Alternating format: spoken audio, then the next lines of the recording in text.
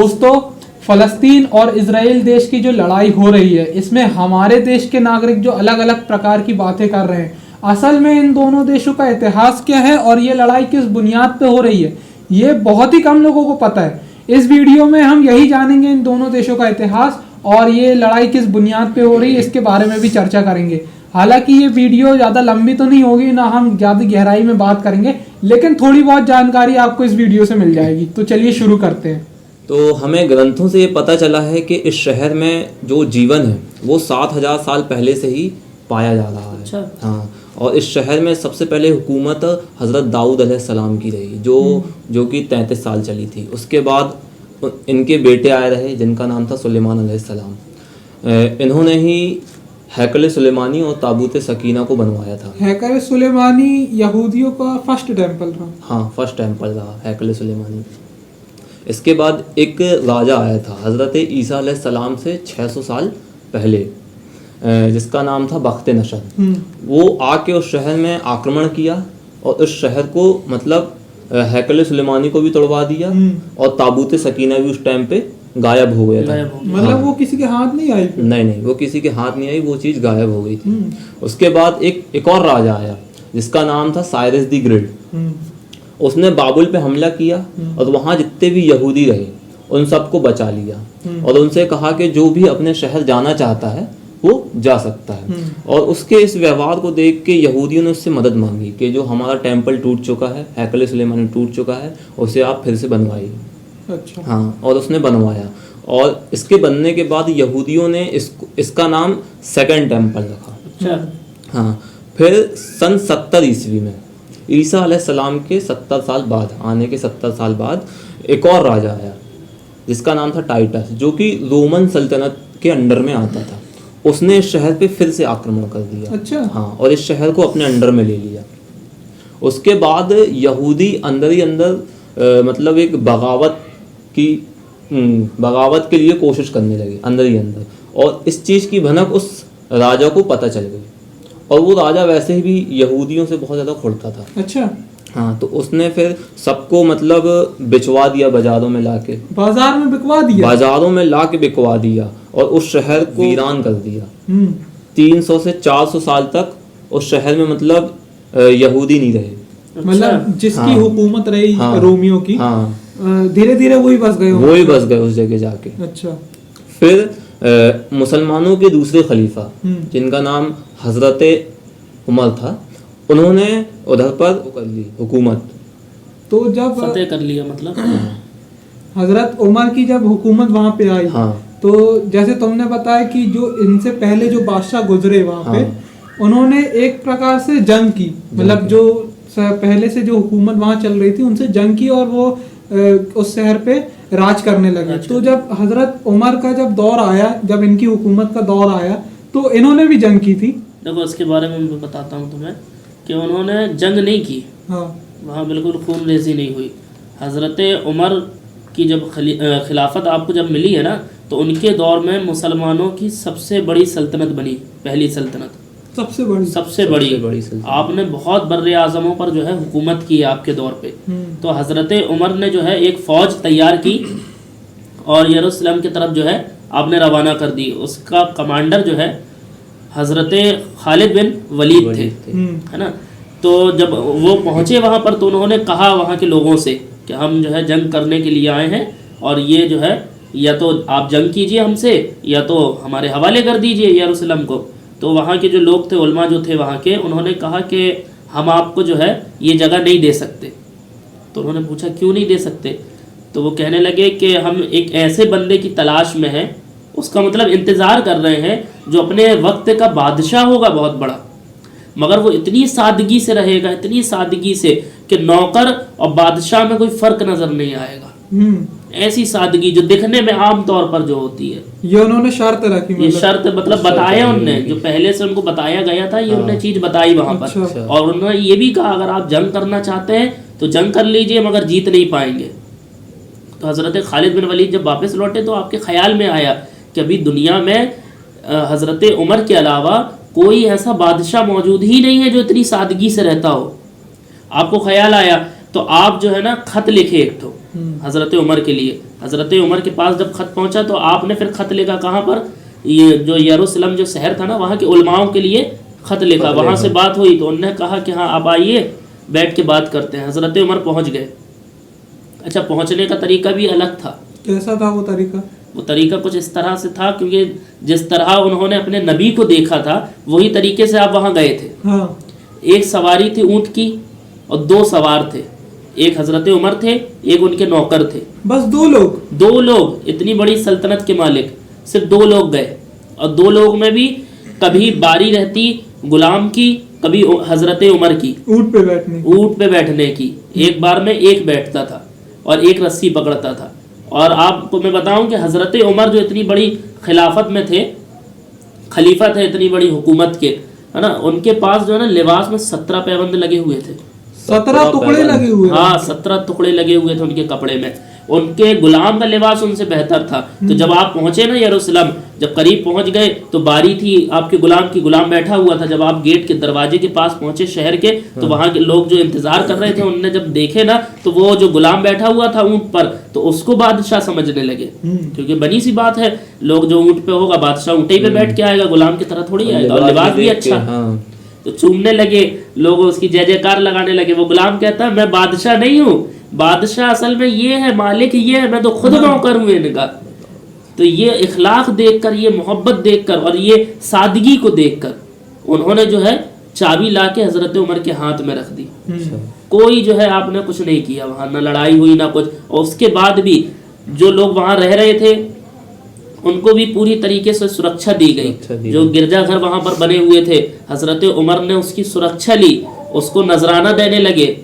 जो भी उनमें काम कर रहा था, जो भी काम कर रहा था, एक तरह से आज के टाइम पे जो पेमेंट दी जाती है ना, वैसे ही पेमेंट बन गई थी। वहीं से शुरू हुई थी, वहीं से शुरू हुई है वो चीज। आपने गिरजाघर के लिए जो है एक खत भी पास किया था जिसमें आपकी सील लगी हुई थी, साइन थे आपके। तो हजरत उमर की जो हुकूमत रही वहाँ पे, वो कितने टाइम तक रही? हजरत उमर की जो हुकूमत रही वो 400 से 500 साल तक की रही। इतने लंबे समय, इतने लंबे टाइम तक रही। और उन्हीं की हुकूमत के आखिरी दौर पे जो अब्बासी सल्तनत रही उस टाइम पे, उस शहर पे, वो अंदर ही अंदर ना काफ़ी कमज़ोर हो गई थी। और ईसाई लोग जैसे ही मौका मिलेगा आक्रमण कर देंगे और फतह कर लेंगे। और जैसे ही उन्हें समझ में आया कि अब्बासी सल्तनत अंदर ही अंदर कमज़ोर हो रही है, तो उन्होंने आक्रमण कर दिया और फतह कर लिया। अच्छा। और ये हुआ था 1099 में। फिर इसके बाद 1187 ईस्वी में। तो जैसा कि तुमने बताया कि हजरत उमर ने मतलब किस तरीके से हुकूमत वहाँ पे अपनी पेश की, तो जब क्या बोलते अब्बासी सल्तनत में मुसलमान कमजोर हो गए रहे, ईसाइयों ने वहाँ पे अपनी हुकूमत राज करने लगे वो अपनी हुकूमत से।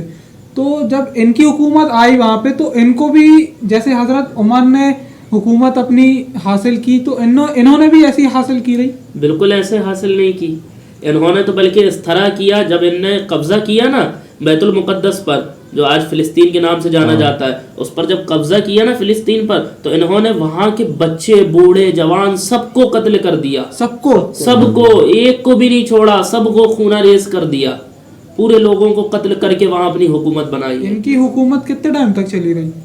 इनकी हुकूमत ज़्यादा टाइम तक नहीं चली, ये मुश्किल से 100 साल भी राज नहीं कर पाए शहर पे। फिर हज़रत सुल्तान सलाहुद्दीन अय्यूबी, जिन्होंने बचपन से ही मतलब ये ठान लिया था कि मुझे इस शहर को ईसाइयों से वापस लेना ही है। हाँ, और एक टाइम ऐसा आया सन 1187 ईस्वी में इन्होंने फतह कर लिया यरूशलेम शहर को दोबारा। उसके बाद 1187 ईस्वी में इन्होंने फतह किया था। उसके बाद 1517 ईस्वी तक इन्हीं की हुकूमत रही। जब इन्होंने फतह किया रहा, तो इन्होंने भी ईसाइयों के बच्चे बूढ़े माँ बाप सबको इसी तरीके से कत्ल किया रहा? बिल्कुल नहीं, इस तरह बिल्कुल कोई अमल ही नहीं हुआ। हाँ। बल्कि इन्होंने तो ऐसा किया कि जब जंग हो रही थी ना, तो जो उन लोग की तरफ से जो लड़ रहा था, जो बादशाह पहले पकड़ लिए गया था, मगर एक कमांडर था वो लड़ रहा था उनकी तरफ से, वो नहीं रोक रहा था। तो आपने बुलाया उसको, आपने बुलाया तो फिर आपने उससे पूछा कि अच्छा ये बताओ, जो तुम्हारी औरतें हैं बच्चे हैं, क्या तुम इनको भूल गए जंग करने के हिसाब से? तो वो कहता है कि वैसे भी आपको कत्ल तो कर ही देना है, क्योंकि जब हम लोगों ने फतेह किया था, वो अपने मुंह से कहता है कि जब हमने फतेह किया था इसको, ईसाइयों ने जब मुसलमानों से छीना था, तो हमने तो किसी को नहीं छोड़ा था, न बच्चों को, न बूढ़ों को, न जवानों को, सबको कत्ल कर दिया था, तो आप भी कर दोगे। तो हज़रत सलाहुद्दीन अय्यूबी कहते हैं कि मेरा नाम तुमको शायद पता नहीं है, मेरा नाम सलाहुद्दीन है, मैं रसूलुल्लाह सल्लल्लाहु अलैहि वसल्लम का गुलाम हूँ, मैं ऐसा कभी नहीं करूँगा। जिसको यहाँ रहना है उसको भी पूरी उतनी ही सुरक्षा दी जाएगी, अगर कोई जाना चाहता है तो उसको जहाँ तक जाना है वहाँ तक उसको सुरक्षा दी जाएगी। अच्छा। और वो जो मैंने इससे पहले बताया था ना, हज़रत उमर के दौर में एक बिल पास हुआ था, वो बिल हज़रत सलाहुद्दीन अय्यूबी के दौर में भी जो है कायम रखा गया, गिरजाघर नहीं तोड़े गए, नहीं तोड़े गए, सुरक्षा दी गई। हाँ, पेमेंट मिलती रही सबको, बिल्कुल पेमेंट मिलती रही, क्योंकि बिल किसी आम आदमी ने पास नहीं किया था, मुसलमानों के दूसरे खलीफा ने पास किया था। फिर इनकी हुकूमत कितने टाइम तक चली थी? इनकी भी हुकूमत बहुत लंबी चली थी। हाँ। इन्होंने 1187 में फतह किया था और 1570 तक इन्हीं के अंडर में रहा। उसके बाद उस्मानी सल्तनत आई थी, उस्मानी सल्तनत ने फतह कर लिया था, और उस्मानी सल्तनत ने जब फतह किया था उसी टाइम पे इस शहर का अच्छा खासा विकास हुआ था, जैसे कि रेल लाइन बिछी थी, डाक व्यवस्था उसी टाइम पे हुई थी, मतलब वो शहर एक प्रकार से डेवलप उसी टाइम पे बहुत ज़्यादा हुआ था। और इसी टाइम पे ना काफ़ी यहूदी इधर पर आके बस गए थे, मतलब जो अलग अलग देशों में चले गए रहे वो। हाँ, नहीं मतलब कुछ व्यापार के लिए आए रहे। अच्छा। कोई नाम बदल के आ गया, इस टाइप के मतलब उस शहर में घुस गए थे और एक अपनी वो करने लगे थे, मतलब बगावत के लिए टीम बना रहे थे। और उस टाइम जो लास्ट उस्मानी सल्तनत के जो खलीफा थे, जिनका नाम था अब्दुल हमीद शामी, उन्होंने इस चीज़ को भांप लिया था और इन्होंने बहुत अच्छी तरह से इस चीज़ का सामना किया था और उस चीज़ को ख़त्म कर दिया था। उस टाइम भी यहूदी जो रहे, उस जो उनका मकसद गलत था, उस चीज़ को ख़त्म कर दिया था। उसके बाद 1917 ईस्वी में जब उस्मानी सल्तनत काफ़ी कमज़ोर हो गई थी, फिर ब्रिटिश एम्पायर आया जिसने उस्मानी सल्तनत पे आक्रमण कर दिया, और फिर उस्मानी सल्तनत से ब्रिटिश एम्पायर के हाथ पे चली गई ये चीज़। वो शहर ब्रिटिश एम्पायर के हाथ पे चले गया और लगभग 30 साल तक ब्रिटिश एम्पायर के अंडर में ही ये शहर रहा। और उसी टाइम पे वर्ल्ड वॉर भी चल रहा था और दुनिया में जहाँ जहाँ यहूदी रहे सब जगह से फ़िलिस्तीन पे यहूदी आके बसने लगे थे। ऐसा मतलब अमेरिका के राष्ट्रपति ने करवाया था कि जहाँ जहाँ भी मतलब यहूदी हैं वो फ़िलिस्तीन में जाके बस जाएं। ये कब हुआ था? जब वर्ल्ड वॉर सेकेंड चल रहा था, 1917 के 1947 के बीच में। अच्छा। हाँ, 1947 में एक बिल पास हुआ था जो कि यूनाइटेड किंगडम की तरफ से रहा। उस बिल में ये लिखा था कि आधा फ़िलिस्तीन फ़िलिस्तीनियों का रहेगा और आधा फ़िलिस्तीन यहूदियों का हो जाएगा, जिसमें जो यरूशलेम शहर है उसके भी 2 टुकड़े कर दिए गए थे। आधा यरूशलेम शहर यहूदियों को देना था और आधा यरूशलेम शहर फ़िलिस्तीनियों को यानी मुसलमानों को मिलना था। और 1948 में जैसे ये बिल पास होता है, मतलब मंजूरी मिल जाती है इस बिल को, उसी टाइम पे क्या होता है, यहूदी ना आक्रमण कर देते हैं यरूशलेम शहर पे। मतलब फिर से वो मतलब ऐसा बगावत पे, हाँ, बगावत पे उतर गए तुरंत ही। अच्छा। जैसे ही बिल पास हुआ और जो यरूशलेम शहर है पूरा अपने अंडर पे ले लिया उन्होंने 1948 पे। और धीरे धीरे करते करते वो फिलिस्तीन शहर को ना पूरे इजराइल शहर में बदल रहे हैं। हाँ, अभी हालांकि हमने जो इंटरनेट पे अपन देख रहे हैं जो मतलब फलस्तीन शहर का सिर्फ 12% हिस्सा बचा हुआ है। 12% बस हिस्सा बचा हुआ है अभी। आप 1947 के पहले का नक्शा देख सकते हैं, 1947 का नक्शा देख सकते हैं, 1948 का नक्शा देख सकते हैं, 1967 का भी एक नक्शा देख सकते हैं जिसमें मुसलमानों की यहूदियों से जंग हुई थी, उस टाइम का भी नक्शा देख सकते हैं और आज का भी नक्शा देख सकते हैं। लेकिन हमारे देश की मीडिया तो ये दिखाती है कि सिर्फ इजराइल के बच्चे, बूढ़े, माँ बाप और औरतों पर जुल्म किया जा रहा है। फलस्तीन शहर के जो फलस्तीन देश के जो लोग हैं वो उन पर हमला कर रहे हैं, एक तरीके से उनको टेररिस्ट बताया जा रहा है। तो बच्चे फलस्तीन में नहीं है क्या? काहे नहीं है, वहाँ तो 50% आबादी महिलाओं और बच्चों की है। हालांकि फलस्तीनियों को तो और भी पहले से मारा जा रहा था एक प्रकार से। भाई फिलिस्तीन में ना तो आर्मी है ना, ना कोई सुविधाएं हैं, कुछ नहीं है। आज बिजली बंद है वहाँ की, पानी बंद है, सब चीज बंद है। और जो कह रहे हैं ना बच्चे, तो बच्चे वहां पर भी हैं। मैंने एक वीडियो देखा था सोशल मीडिया पे, वहां पर जो बच्चे हैं ना वो अपने घरों की छत पे जाके मालूम है क्या कह रहे हैं? वो ये कह रहे हैं कि मुझे रूस के प्रधानमंत्री से जो है ना मेरी गुजारिश है कि वो इस जंग को रोक दें, बाकी मुझे किसी भी मुल्क के किसी भी लोगों से कोई उम्मीद नहीं है। वो बच्चे ये कह रहे हैं। आज हमारी मीडिया तो इस तरह का कर रही है कि वो उसको मणिपुर नहीं दिखता है। वो इजराइल जाके फ्लैट का पैसा देकर जो है टिकट निकलवा कर इजराइल जाकर वहाँ के लोगों के साथ रोकर वीडियो बनवा सकते हैं, न्यूज़ दे सकते हैं, मगर मणिपुर नहीं जा सकते, इतना पैसा नहीं है उन लोगों के पास। तो ये दोस्तों इस वीडियो में आपको जो भी जानकारी मिली है, आप ये मत समझना कि हम एक तरफा बातें कर रहे हैं।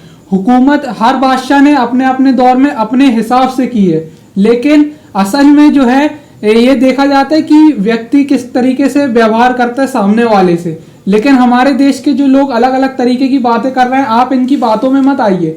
आप जानकार बनिए, अगर पढ़े लिखे हैं तो पहले रिसर्च कीजिए इसके बारे में, क्या सही है क्या गलत है, फिर उसका सपोर्ट कीजिए जो सही हो। और अगर वीडियो अच्छी लगी हो तो इस वीडियो को लाइक करें, हमारे चैनल को सब्सक्राइब करें, और आपकी क्या राय है, आप क्या सोचते हैं इसके बारे में, ये कमेंट बॉक्स में जरूर लिखिए। Thank you.